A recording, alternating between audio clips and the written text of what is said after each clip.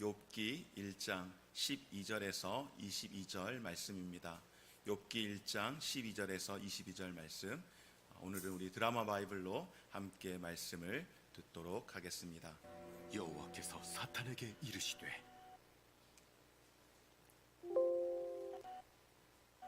내가 그의 소유물을 다 내 손에 맡기노라. 다만 그의 몸에는 내 손을 대지 말지니라. 사탄이 곧 여호와 앞에서 물러가니라.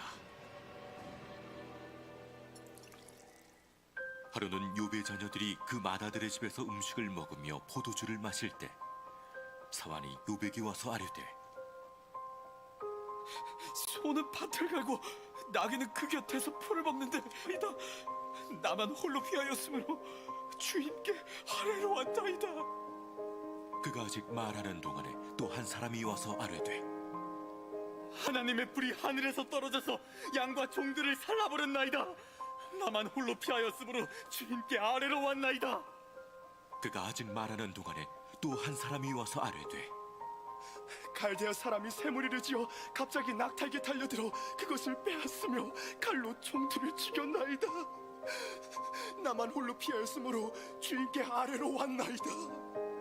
그가 아직 말하는 동안에 또 한 사람이 와서 아뢰되 스므로 주인께 아뢰러 왔나이다.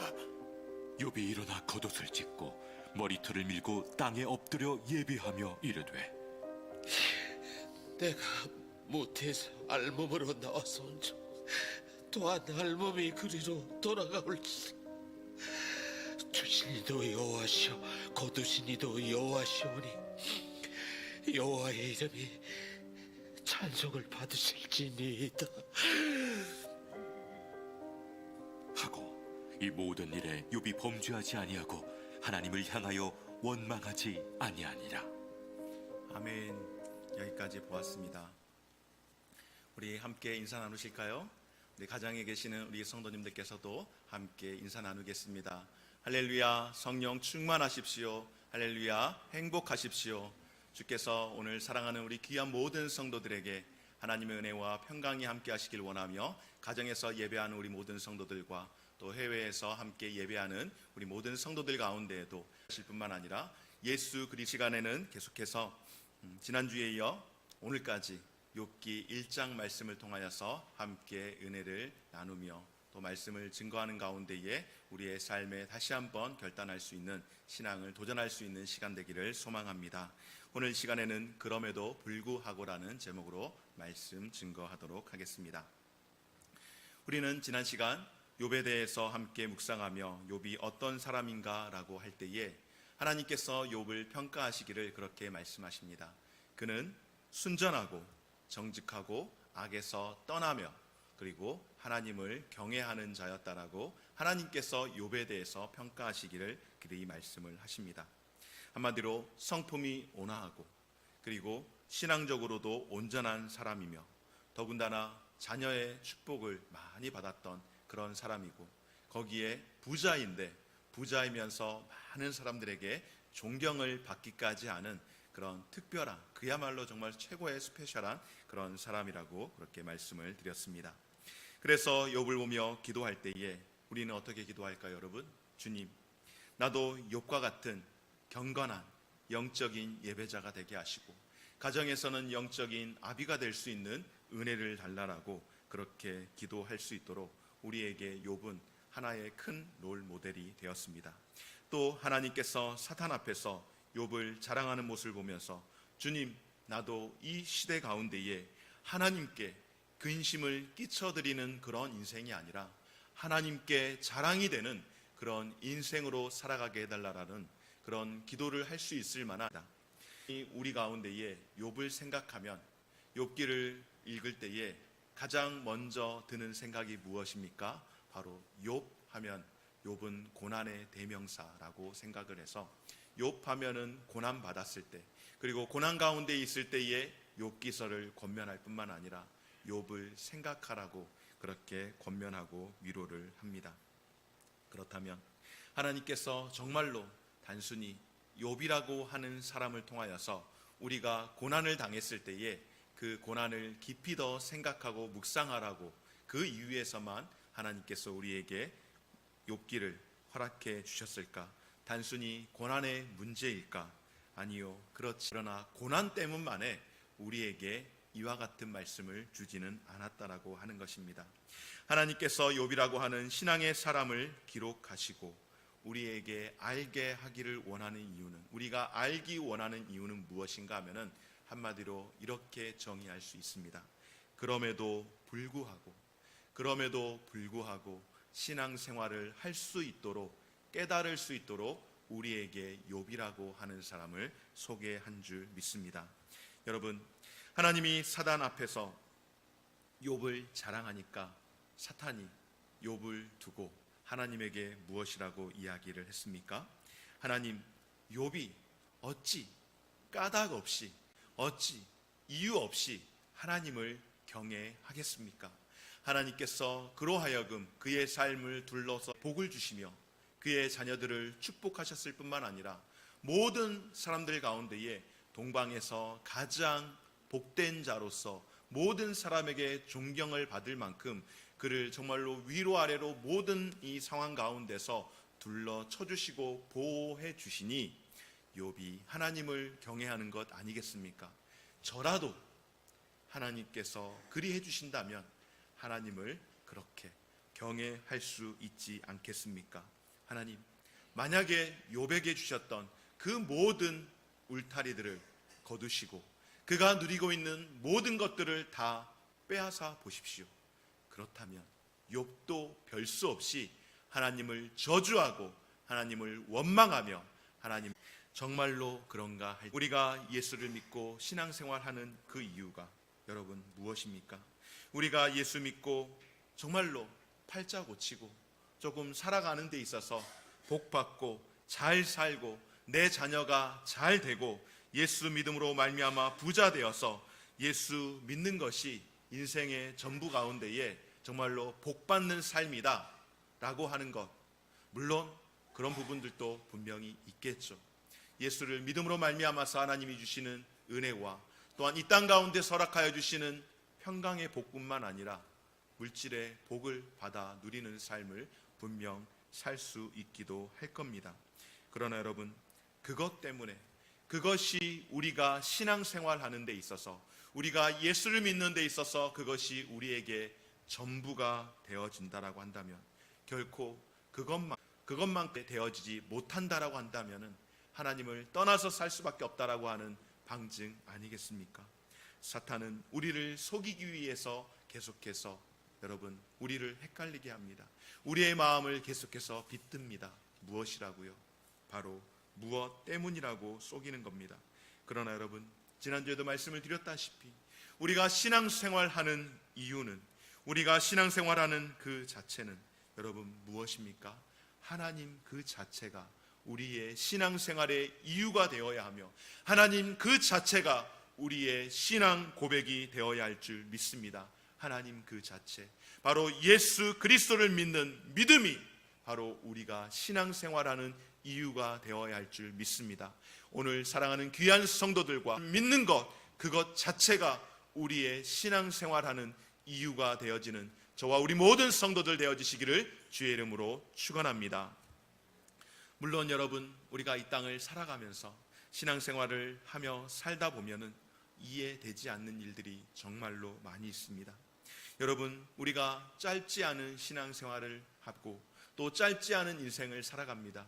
우리가 모세가 이야기할 때에 우리의 인생이 60이고 강건하면 70이라고 이야기하며 요즘 의료기술이 많이 발달되어져서 80은 많이들 살아가시고 그리고 이제 백수를 한다라고 해서 100세를 바라보며 우리 교회 가운데도 벌써 90이 넘으신 권사님들 가운데에 권사님 100년은 함께 하셔야 합니다. 제가 이렇게 인사를 드리면은 아유 목사님 무슨 말씀이냐고 그런 말 마시라고 이야기하는데 여러분 100년을 살아가는 게 요즘에 무엇이라고 말씀합니까?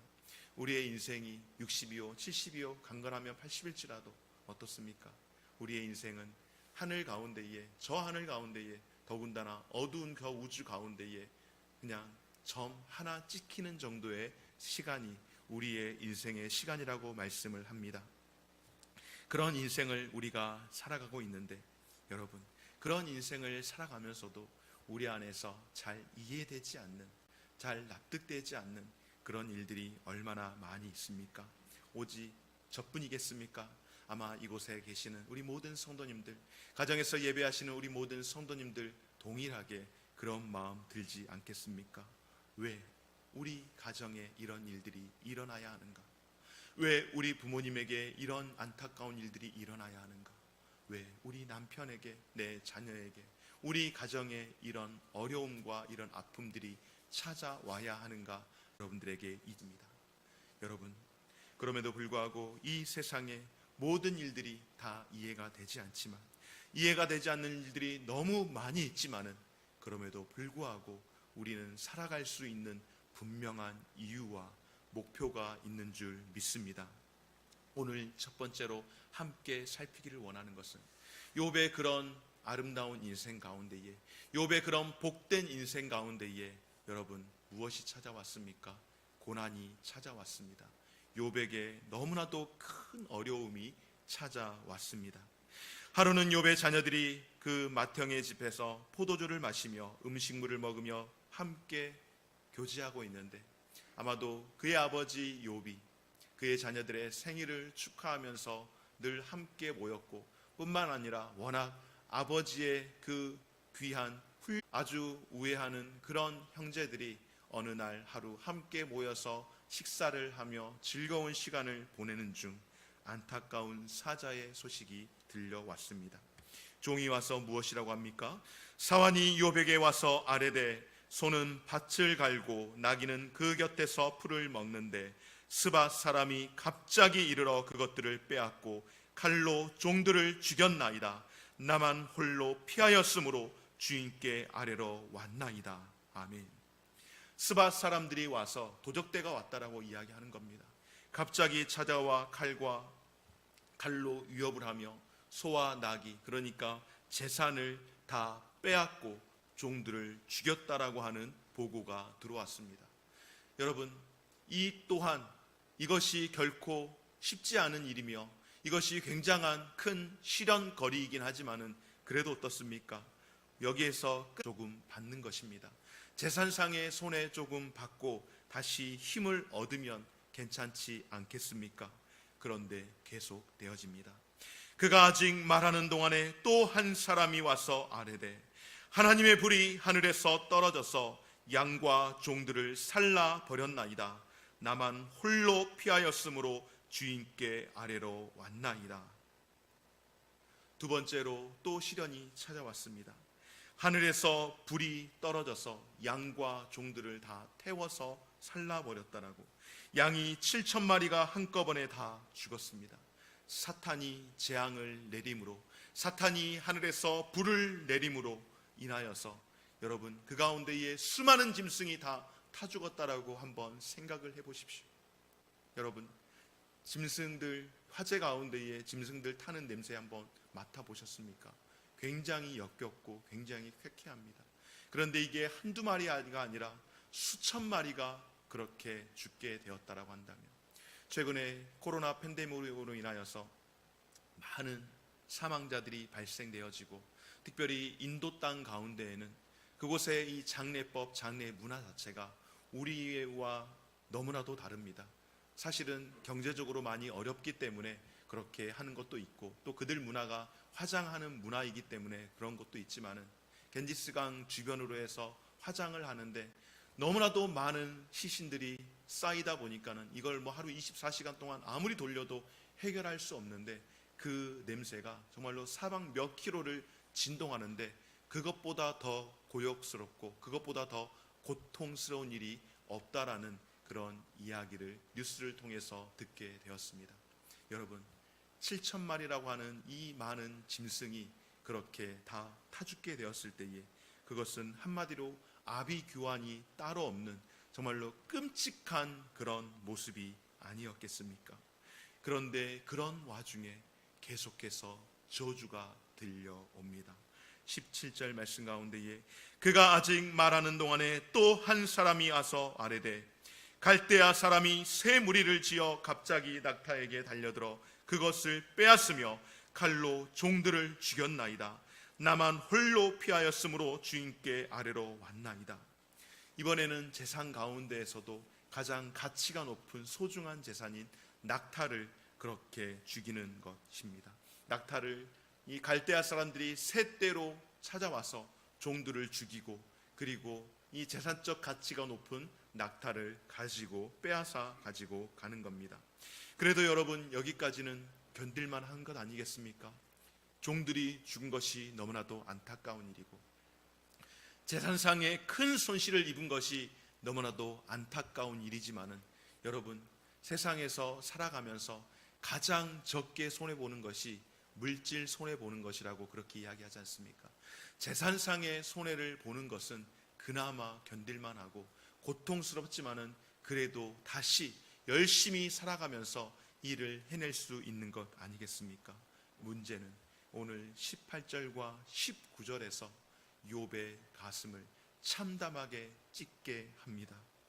그가 아직 말하는 동안에 또 한 사람이 와서 아뢰되 주인의 자녀들이 그들의 맏아들의 집에서 음식을 먹으며 포도주를 마시는데 거친 들에서 큰 바람이 와서 집 내 모퉁이를 치매 그 청년들 위에 무너짐으로 그들이 죽었나이다. 나만 홀로 피하였으므로 주인께 아래로 왔나이다 한지라. 아멘. 이번에는요, 재산이 아니라 가장 사랑하는 욥의 자녀들, 아들 7에 딸 3, 욥의 10 자녀들이 함께 잔치자리에 모여 있는데 큰 바람이 와서 기둥을 쳐 그만 지붕이 무너짐으로 말미암아서 그 자녀들이 잔치의 현장 자리 가운데서 그만 압살을 당하는 그런 비참한, 정말로 그야말로 기가 차고 황망한 일이 일어났다라고, 끔찍한 일이 일어났다라고 이야기하며 그 종이 욥에게 와서 보고를 하고 있습니다. 여러분, 이런 경우를 뭐라고 할까요? 그야말로 엎친 데 덮친 격이라고 그렇게 이야기하지 않습니까? 설상가상이라고 이야기하며 한 번 시험이 찾아왔는데 그 시험이 한 번으로 끝나지 않고 엎친 데 덮친 격으로 계속해서 밀려오는 것입니다. 여러분, 시험하는 자가 누구입니까? 사탄입니다. 시험하는 자가 사탄입니다. 지금 사탄이 이렇게 시험할 때 한 번 시험하고 그것으로 끝내지 않고 한 번 시험하고 또 그 위에 더 시험하고 그 위에 또 하고 또 해서 한 번 찔러보고 한 번 찔러봤는데 넘어지지 않아서 넘어지지 않네 하고 돌아서는 게 사탄이 아니라 한 번 찔러봤는데 넘어지지 않으면 또 찌르고 그래도 넘어지지 않으면 또 찔러서 넘어질 때까지 찌르고 시험하는 자가 바로 사탄이라고 하는 것입니다. 그리고 쓰러져서 넘어져 아파할 때에 절망의 구렁텅이에서 나오지 못하도록 만들어버리는 것, 쉼을 허락하지 않는 것, 이것이 바로 사탄의 간교함이며 사탄의 가장 악한 모습인 줄 믿습니다. 여러분, 이와 같은 시험으로 인하여서 하나님의 종 욥이 어떻게 되었습니까? 오늘 두 번째로, 그런 시험 가운데에 하나님의 종 욥은 여러분 한 번도 아니고 연속적으로 4번이나 충격과 공포를 맞이하는 그 상황 가운데에 욥의 태도가 어떻습니까? 여러분, 오늘 20절 말씀 가운데에 욥의 모습을 우리에게 보여줍니다. 함께 읽겠습니다. 시작. 욥이 일어나 겉옷을 찢고, 아멘. 여러분, 욥이 겉옷을 찢고 머리털을 밀고 땅에 엎드려 예배했다라고 하는 것, 그것은 하나님 앞에 모든 것을 내려놓고, 자신의 모든 것을 내려놓고 하나님 앞에 절대적으로 복종하는 마음으로, 하나님 앞에 회개하는 마음으로 그렇게 예배하는 것입니다. 여러분, 여기에서 정말로 중요한 것 무엇입니까? 지금 예배할 만한 그런 상황인가요? 우리가 코로나19로 인하여서 예배하는 데 있어 여러 가지 많은 제약이 있습니다. 우리도 이번 주부터 이렇게 조금 어설프긴 하지만은 앞 가림막을 오늘부터 사용하게 되었습니다. 수원시에서 공문을 보내왔습니다. 가림막을 사용하지 않으면은 교회에서 예배 진행할 수 없도록, 그리고 법에 부딪히는 일들이 있으면 교회를 폐쇄하겠다라고 공문을 보내왔습니다. 지난주에. 그래서 이렇게 간이로 가림막을 해놓은 상태입니다. 굉장히 좀 불편하고, 여러분들도 아마 불편하고, 저도 시선 처리가 계속해서 위에 아래가 다르기 때문에 눈이 굉장히 많이 상대적으로 피곤한 그런 마음이 있습니다. 코로나로 인하여서 예배를 드릴 수 없는 상황도 있었지만 여러분 또 어떻습니까? 코로나라고 하는 이런 적당한 이유로 인하여서 우리가 예배를 드리는데 또 적당하게 예배를 드리고 있는 그런 마음들도 있지 않습니까? 그런데 오늘 욥을 보십시오. 그가 이런 고통이 찾아왔을 때에 땅에 엎드려 예배했노라고 말씀을 합니다. 겉옷을 찢고 머리털을 밀었다라고 하는 것은 하나님 앞에 회개하는 마음이지만 그의 슬픔이 얼마나 크고 참혹한지를 단적으로 보여주는 가장 최고의 고통과 슬픔을 표현하는 것이 모든 옷을 찢고 머리털을 밀어서 하나님 앞에 나아가는 것입니다. 욥에게 상상할 수 없는 불행이 임했습니다. 재산은 다 날아가고 자녀들은 동시에 다 죽임을 당했습니다. 그랬을 때에 욥이 보인 반응이 무엇입니까? 하늘을 향하여서 하나님을 원망하지 않습니다. 그의 아내가, 이름은 기록하고 있지 않지만 욥의 아내가 무엇이라고 하는가? 이 상황 앞에서 욥을 저주하며 무엇이라고 하는가 하면, 당신이 섬기는 그 하나님을 저주하고 차라리 죽어버리라고 그렇게 저주를 쏟습니다. 그런데 욥은 여러분 그 상황 가운데서 자신의 아내는 그와 같은 반응을 했다라고 한다면 오늘 욥은 그와 같은 상황에서 하나님 앞에 엎드려 예배하는 것입니다. 여러분, 지금 욥이 여러분에게 느껴지십니까? 욥의 마음이 여러분의 마음과 전달되어지고 있습니까? 여러분, 욥의 상황이 이해가 됩니까? 결코 이해가 되지 않는 그런 상황입니다. 정말로 이해할 수 없는 상황입니다.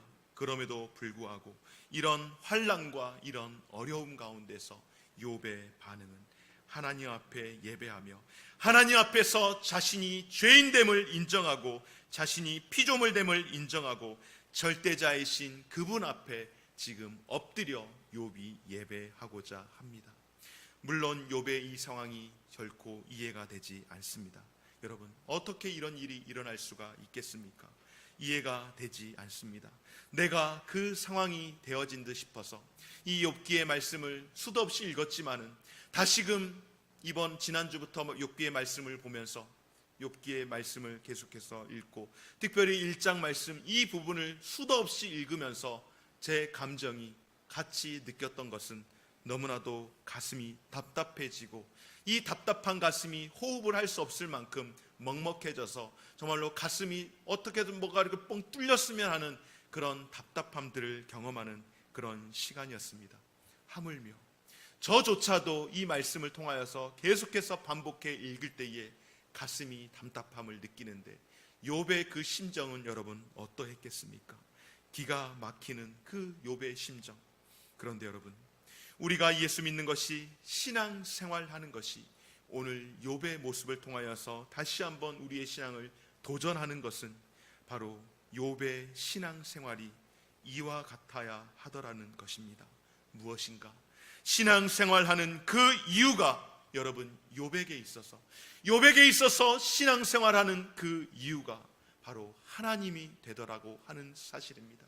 욥에게 있어 신앙생활하는 이유가 이와 같이 하나님 앞에 자신이 죄인임을 엎드려 부복하며 옷을 찢고 머리털을 밀며 하나님 앞에 철저하게 회개함으로 나아가는 욥의 그 모습이 바로 우리가 신앙생활하는 우리의 모습이 되어야 하더라고 하는 사실입니다. 바로 신앙생활하는 것이 하나님 자체가 되어야 한다라고 하는 것, 그것이 오늘 저와 여러분들에게 욥을 통하여서 주시는 말씀인 줄 믿습니다. 여러분, 우리가 인생이 힘들다고 하여서 어려운 일을 당했을 때에 여러분 어떻습니까? 예배를 더 귀하게 여기고 계십니까? 예배를 정말로 귀하게 여기며 살아가고 있습니까? 어려움이 찾아왔을 때에 더더욱 하나님 앞에 엎드리는 여러분의 삶의 모습이 있으셨느냐 하는 것입니다. 여러분, 많은 경우에는 어려움이 찾아오면은 욥과 같이 하나님 앞에 엎드리기보다는 오히려 반대적인 삶을 사는 경우가 훨씬 더 많이 있습니다. 힘들고 어려운 일을 만나면 삐져서 교회조차도 나오지 않는 사람들이 요즘 현대 그리스도인들 가운데에 기분 나빠서 교회를 못 나가겠다라고 이야기하고, 어느 성도가 마음에 안 들어서 교회를 못 나가겠다라고 이야기하고, 내가 신앙생활을 10년 20년 열심히 했음에도 불구하고 하나님은 내게 복을 주시지 않았다라고 교회를 못 나가겠다라고 하는 사람들을 왕왕 보게 됩니다. 여러분, 오히려 문제가 심각해졌을 때에, 힘들고 어렵고 이해가 안 되는 문제를 만났을 때에, 오히려 나의 신앙생활 가운데에 내 주변에 있는 성도들로 인하여서 내가 시험받을 일이 찾아왔을 때에 오히려 주 앞에 더 나아가 예배하며, 하나님, 이와 같은 시험에서 나로 하여금 빠져들지 않게 하시고 이 시험의 강을 이겨낼 수 있게 하시고 이 시험의 강을 건널 수 있는 은혜를 달라라고 기도하며 더 예배로서 하나님 앞에 나올 수 있는 저와 여러분의 삶이 되어지시기를 주의 이름으로 축원합니다. 사랑하는 여러분, 정말로 반대로 하셔야 합니다. 시험이 들 때에 교회를 안 나올 게 아니라, 시험이 들고 어려움이 있을 때에, 코로나로 인하여서 어려움이 있을 때에 더 하나님 앞에 예배하기를 사모하는 그런 반대적인 마음을 가지고 살아야 할 줄 믿습니다. 인생이 어렵고 힘이 들 때에 예배 없이는 회복이 불가능하다라는 사실을 기억하고, 오히려 하나님 앞에 예배를 더 귀하게 여기시며 예배를 통하여서 우리의 찾아온 문제들을 해결해 낼 수 있는 저와 우리 모든 성도들의 삶이 되어지시기를 주의 이름으로 축원합니다. 마지막으로 세 번째, 여러분, 그러면 어떻게 해야 할까요? 바로 그럼에도 불구하고 하는 마음으로, 그럼에도 불구하고 그리 아니하실지라는 그 마음으로 하나님을 예배할 수 있는 저와 여러분의 삶이 되어지시기를 주의 이름으로 축원합니다. 우리 이 시간에 한 1분 30초 정도 되는 영상을 하나 볼 건데요, 여러분, 이 영상을 통하여서 우리의 마음이 다시 한번 도전되는 귀한 시간 되었으면 좋겠습니다.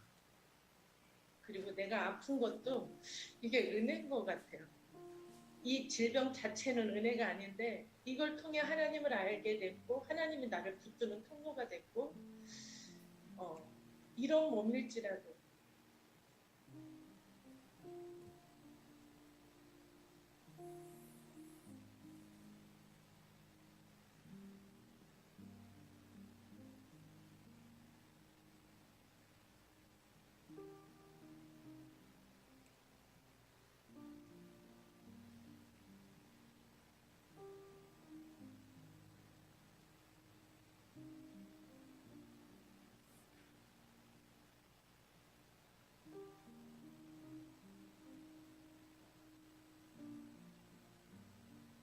어떻게 이런 몸으로 선교할 수 있냐, 의사도 보호를 받아야 될 사람이 어떻게 가서 누구를 돕겠다고 가냐 그러는데, 제 안에 지금까지 함께 하셨던 하나님, 제가 마지막 순간에 숨을 몰아 쉴 때 그 한 순간에도 한 영혼 전도하다 가고 싶은 열망이, 영혼에 대한 갈망이 제 안에 많아요.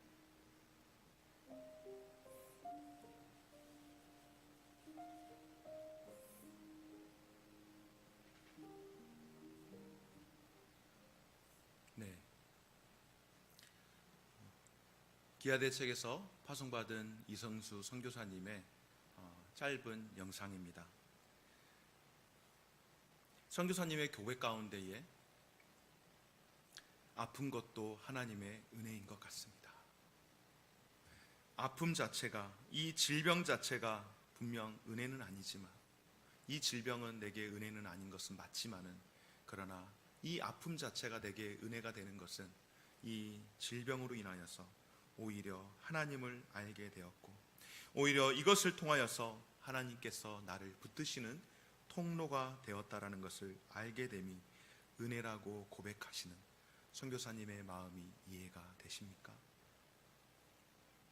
복음을 위해서 충성하고 이 땅에서 얼마든지 잘 살 수 있는 환경과 여건이 마련되어 있음에도 불구하고, 그리고 몸에 한두 가지도 아니고 정말로 4-5가지가 되는 그런 질병으로 종양을 몸에 가지고서 언제 이 세상을 떠나야 할지 모르는 그 순간에도 불구하고 끝까지 복음을 위해서 저 선교의 현장 가운데서 복음의 사역을 감당하셨던 이선수 선교사님의 그 마음, 여러분 이해가 되십니까? 에콰도르 선교사로 파송을 갔던 짐 엘리엇이라는 선교사님을 아마 여러분들 들어보셔서 아실 겁니다. 22살에 휘튼 대학을 졸업하고 그리고 선교사가 되기 위해서 에콰도르로 파송을 받았습니다.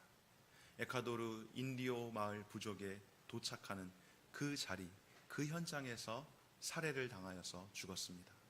그와 함께 갔던 모든 남성 선교사들은 현장에서 죽고 딸랑 2사람이 남았는데 그 2사람이 이제 고작 10개월 된 그의 딸 그리고 그의 아내 엘리자베스 엘리엇 2사람이 남았는데, 그곳에서 그날 가서 모두 다 죽은 상황 가운데 어떻게 선교를 할 수가 있습니까?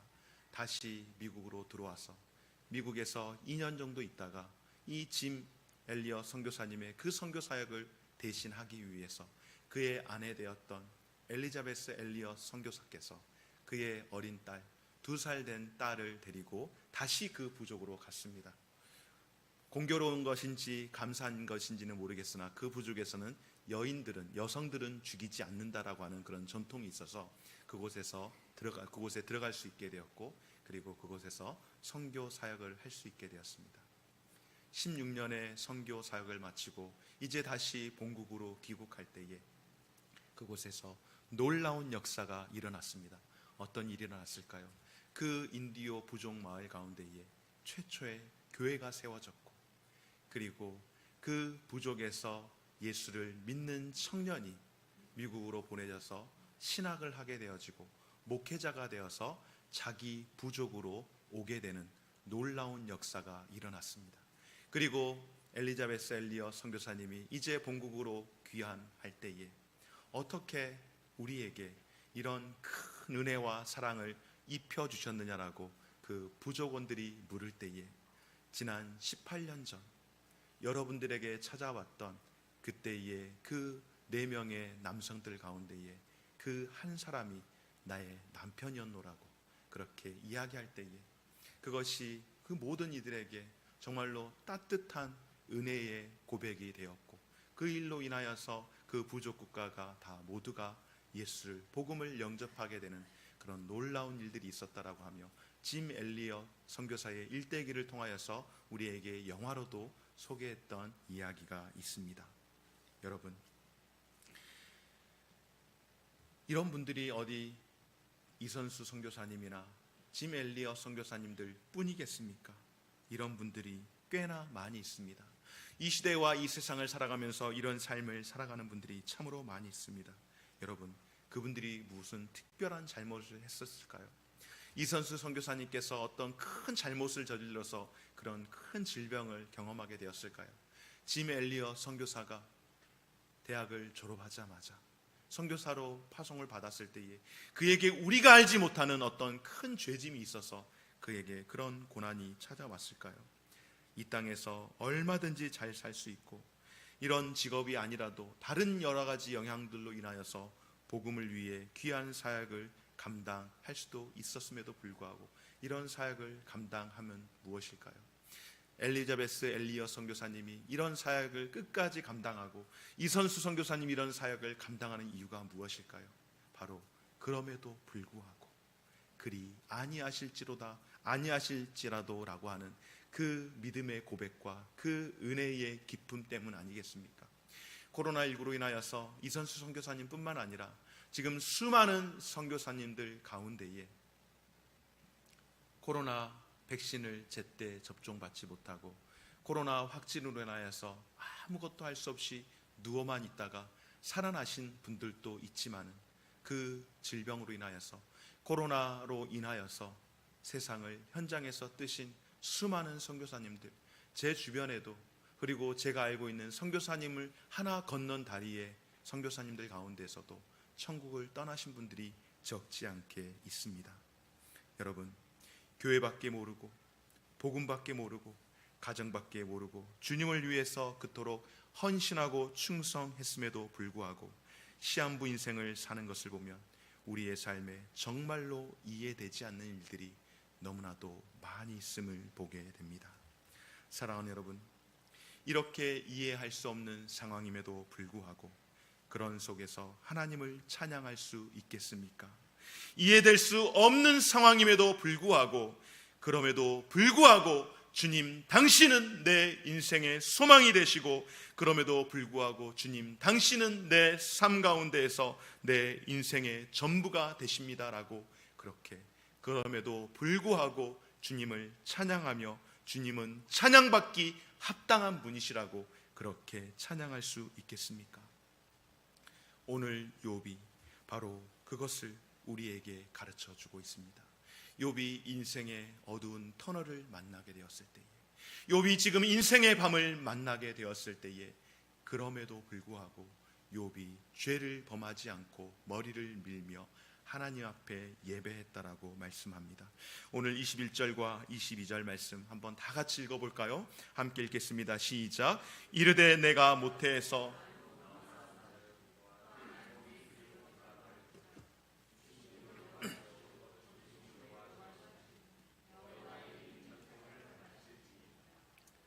이 모든 일에 욥이 범죄하지 아니하고 하나님을 향하여 원망하지 아니하니라. 아멘.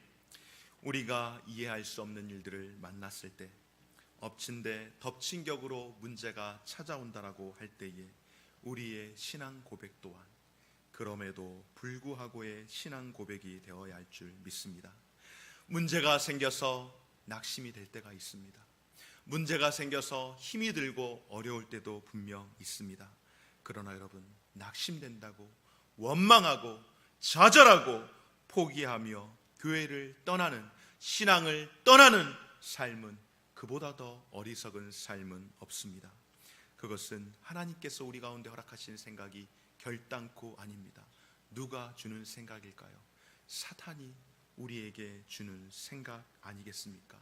사탄이 우리를 넘어뜨리기 위해서 올가매는 그 올무에 여러분, 넘어지는 것은, 다시 넘어질 수는 있지만은 일어나지 못하고 포기하는 것은 사탄이의 그 계략에 우리가 지고 마는 것입니다. 그러나 넘어졌을지라도 다시금 일어나는 것이 하나님께서 우리에게 허락하시는 생각이며 은혜인 줄 믿습니다.